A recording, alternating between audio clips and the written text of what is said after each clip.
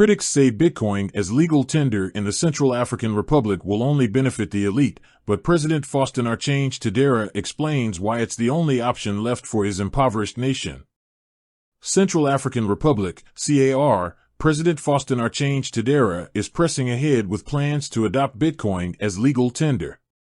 This is despite the price of BTC falling and concerns raised by the International Monetary Fund, IMF, which has threatened to cut off fiat lifelines in response to the move. President Faustin Archange Touadéra doubled down by recently announcing the Sango project. This project builds on the Bitcoin law by developing infrastructure to sustain a crypto economy, including a government-backed wallet and a legal framework incorporating digital identity and ownership protocols. This vision also includes the construction of Crypto Island and a virtual representation of the island in the metaverse. Critics slam the Central African Republic for adopting Bitcoin as legal tender.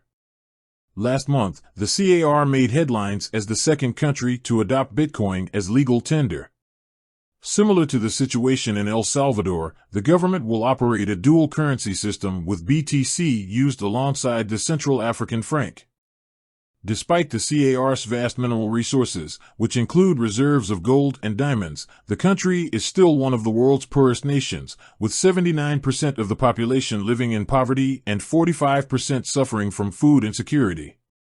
What's more, the basic infrastructure is rated underdeveloped, poorly maintained, and inadequate. Rather nonsensically, for nationwide adoption of digital currency, just 4% of the population, as of 2017, use the internet. And electricity blackouts are a daily occurrence. For these reasons, critics argue that the CAR's attempt to modernize, with Bitcoin as the foundational platform, is doomed to fail. Why does the CAR government continue down this road?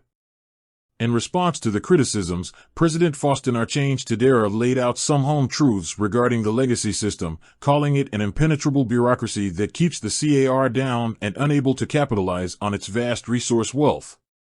With that no longer being an option, he added that Bitcoin offers a new path to a bright future.